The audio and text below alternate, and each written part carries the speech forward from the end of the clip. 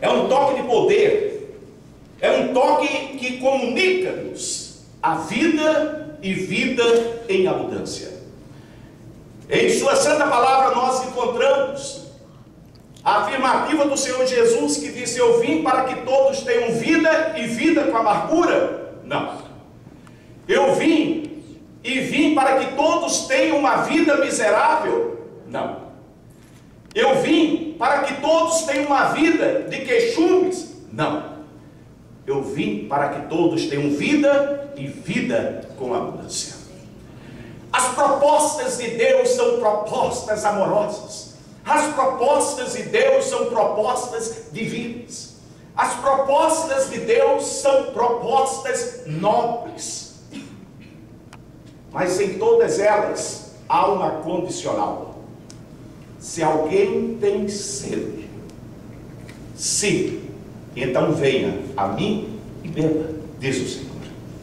Se alguém ouvir a minha voz e abrir a porta, muitas vezes estamos pensando nisto para pessoas que não conhecem a Deus, mas essa palavra disse Jesus à sua igreja: se alguém ouvir a minha voz, abrir a porta.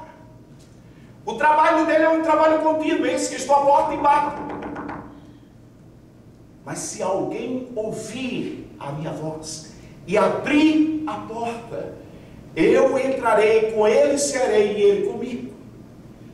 Ninguém conhece as profundezas de Deus a não ser o Espírito Santo.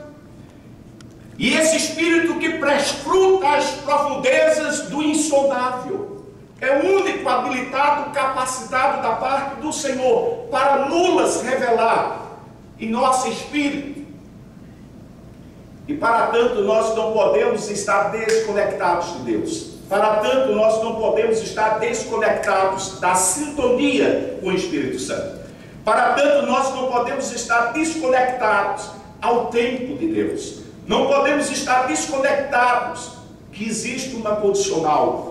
Deus nos ama, Deus quer o nosso bem, mas nós vamos adentrar nestas riquezas divinas se. Esse texto que nós acabamos de ler, ele narra duas histórias que nos são familiares. É difícil um cristão não conhecer a história de Jairo e sua filha e a história desta mulher que sofreu com um fluxo hemorrágico por 12 anos. E nós vemos que por caminhos diferentes, Jairo teve uma experiência com o Senhor, através de uma enfermidade que assolou a sua casa, que entrou em sua casa, que instalou-se na sua filha de 12 anos. E esta mulher teve uma experiência com o Senhor, depois de um processo de enfermidade, que impregnou a sua vida por mais de uma década. Não importa se uma pessoa vinha da casa de Jairo, se a outra pessoa vinha de uma outra casa.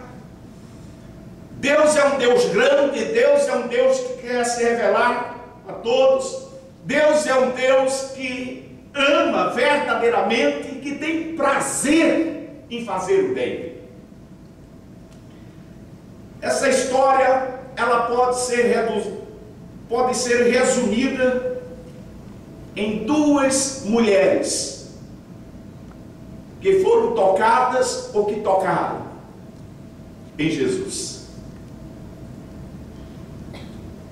Esta história, ela pode ser resumida na vida de duas pessoas que estavam debaixo de um regime de opressão, de uma situação de vergonha. Uma mulher que tinha um fluxo de sangue contínuo por 12 anos. Havia toda uma lei de purificação na comunidade judaica que impedia o desenvolvimento das atividades normais sociais para aquela mulher. O outro, um principal da sinagoga. Mateus disse que era um dos chefes da sinagoga. Marcos apresenta ele como um dos principais. Lucas apresenta ele como um príncipe da sinagoga.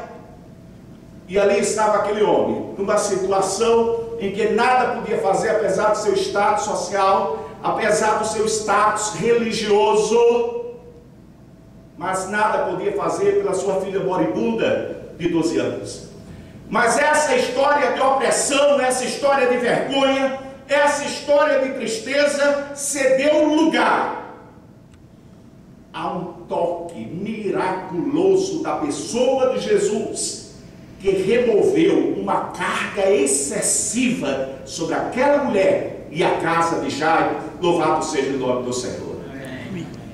A sua dificuldade, a minha, a nossa, a de outras pessoas pode não ser a mesma. Um fluxo hemorrágico que se prolonga, que se estende por 12 anos, mas quem sabe um fluxo imigratório a 12, 15, 20.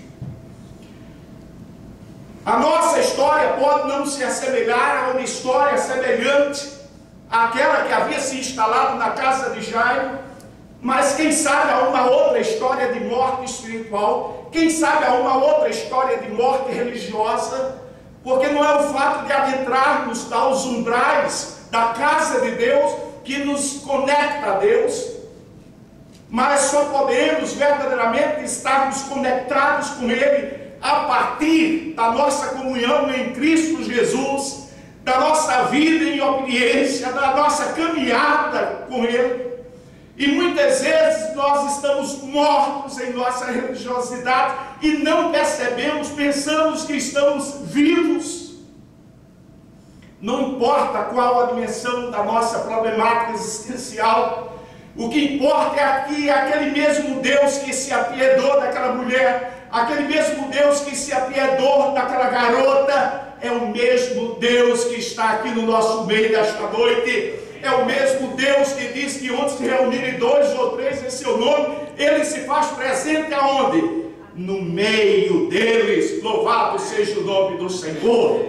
Não servimos a um Deus estático, não servimos a um Deus indiferente, não servimos a um Deus que não se importa com a nossa existência, mas servimos a um Deus que nos criou, que nos ama, que deu seu Filho para nos salvar. E Paulo diz: olha, se Ele nem sequer poupou o seu único Filho, como também não nos dará todas as demais coisas em Cristo Jesus, nosso Senhor e Salvador, porque nele nós somos co-herdeiros do Senhor. Amém? Deus se importa com você.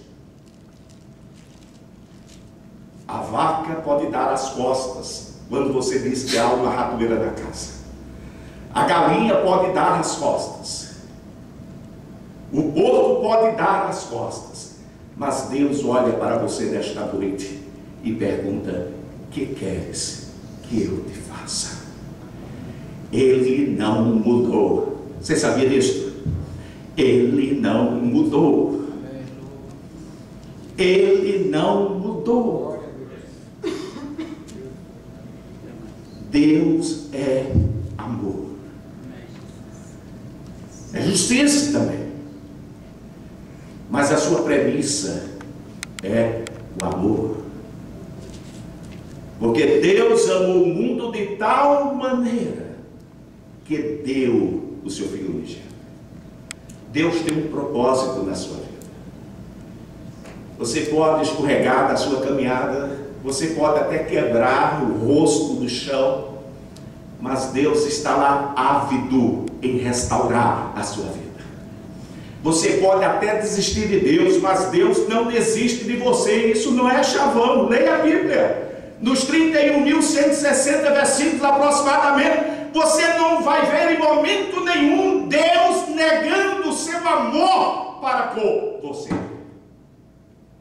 Ele não ama o pecado que nos destrói. Ele não ama as nossas mazelas. Mas Ele ama cada um de nós e nos restaura e nos coloca de volta nos trilhos e nos mostra: este é o caminho, andai nele. Podemos estar mortos, podemos estar secos, mas quando Ele nos toca, Ele nos dá vida e vida em abundância.